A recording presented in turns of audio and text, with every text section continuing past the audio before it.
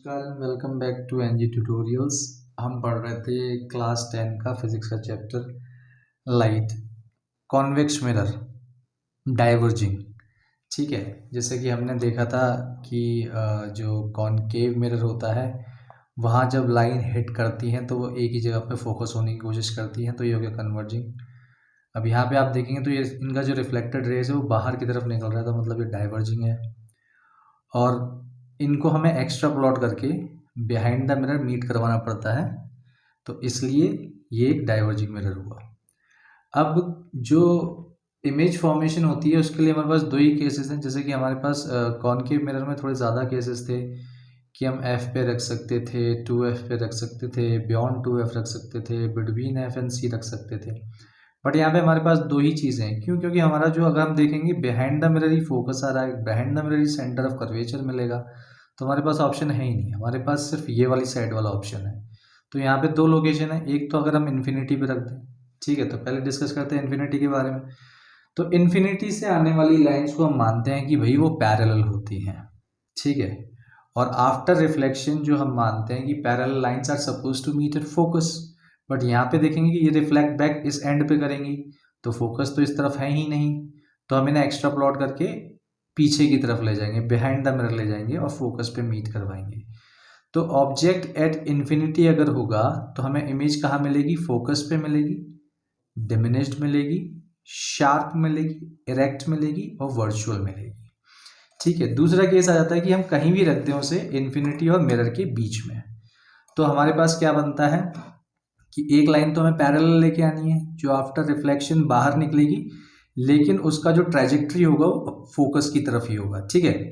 और दूसरा, हम सेंटर ऑफ कर्वेचर को टारगेट करते हुए लाइन को निकालेंगे, लेकिन ये इसे क्रॉस तो नहीं कर पाएगी, यहीं से ये रिफ्लेक्ट बैक करेगी अपने आप को, तो हम एक्स्ट्रा प्लॉट करेंगे इस तरफ दोनों ही लाइट रेज को, और हमें मिलेगा कि इसका एक इंटरसेक्शन हो रहा है इस जगह पे, ठीक है।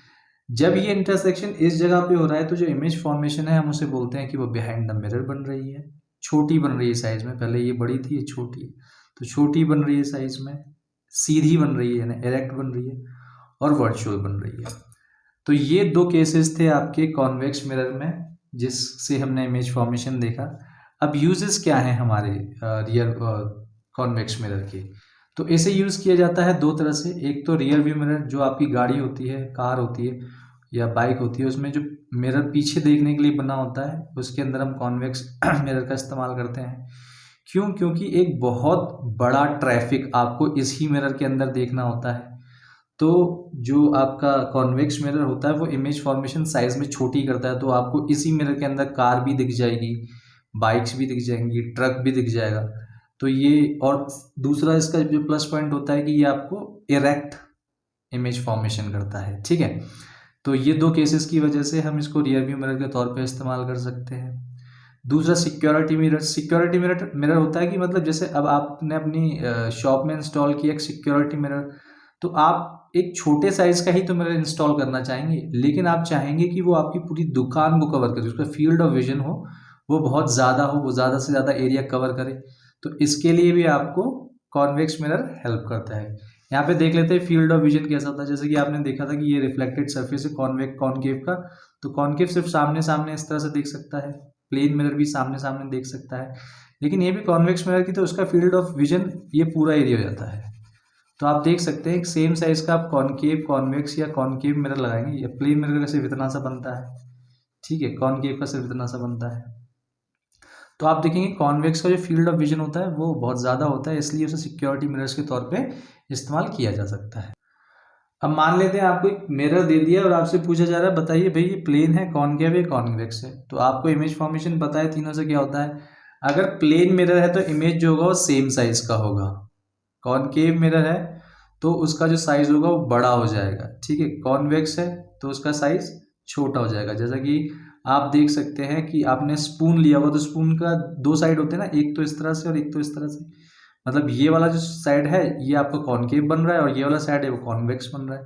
आप इस तरफ अगर अपना फेस देखेंगे तो उसमें आपको साइज अपने फेस का बड़ा नजर आएगा, और आप इस तरफ देखेंगे तो साइज छोटा नजर आएगा, ठीक है। तो ये आप एक लाइव एक्सपीरियंस कर सकते हैं। एक शाइनी सा स्पून लीजिए मेटल का, और वहाँ पे आप देख सकते हैं किस तरह का इमेज फॉर्मेशन हो रहा है। तो दोबारा से देखते हैं क्वेश्चन क्या था कि हम प्लेन, कॉनकेव और कॉन्वेक्स में डिफरेंस कैसे देख सकते हैं। आप उनके सामने खड़े हो जाइए। अगर आपके फेस का साइज या आपका साइज सेम है तो वो प्लेन मिरर है, अगर लार्ज बन रहा है तो वो कॉनकेव मिरर है, और छोटा बन रहा है तो वो कॉन्वेक्स मिरर है। अब देख लेते हैं एक न्यूमेरिकल। अब ये मिरर फॉर्मूला पे ही है न्यूमेरिकल। कल हमने फॉर्मूला पढ़ा था 1/v plus 1/u equals to 1/f। ये पढ़ा था हमने मिरर। तो अब यहाँ पे देख सकते हैं, एक हम बात कर रहे हैं कॉन्वेक्स मिरर के केस में बात करें तो कॉन्वेक्स मिरर को हम ड्रॉ कर लेते हैं, ठीक है, ताकि हमारे साइन कन्वेंशंस थोड़े ठीक रहें। इस तरह का है ये मिरर, ठीक है। अब यहाँ पे देखेंगे कि हाइट ऑफ ऑब्जेक्ट उन्होंने दे रखा है 5 सेंटीमीटर, ठीक है, यानी एचओ आपको मिल गया 5 सेंटीमीटर। आपको यू दे रखा है 10 सेंट, तो यू का प्लेसमेंट क्या होगा, वो इस साइड ही हो सकता है। यू का प्लेसमेंट मतलब टुवर्ड्स द लेफ्ट ही हो सकता है, इन फ्रंट ऑफ मिरर ही हो सकता है। तो यू आप मानेंगे -10 सेंटीमीटर। और यहाँ पे आर दे रखा है आपको 30 सेंटीमीटर। कितना दे रखा है 30 सेंटीमीटर। तो यहाँ से हमें इस फॉर्मूले के क्या मिलने वाला है, हमें एफ मिलने वाला है। तो आर इक्वल्स टू 30 सेंटीमीटर, और हमने फॉर्मूला पढ़ा आर इक्वल्स टू 2f, यानी 30 सेंटीमीटर इक्वल्स टू 2f। तो यहाँ से आपका f आ जाता है 15 सेंटीमीटर।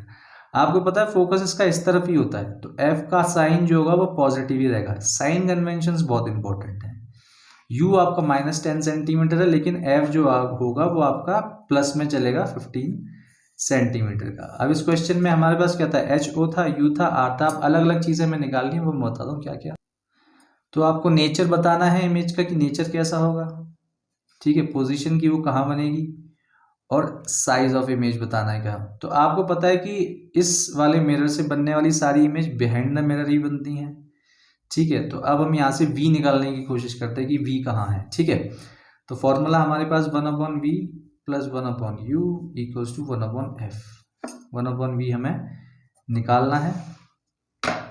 u आपको -10 दे रखा है, ठीक है, जो प्लेसमेंट है वो 10 सेंटीमीटर है, तो प्लस -10।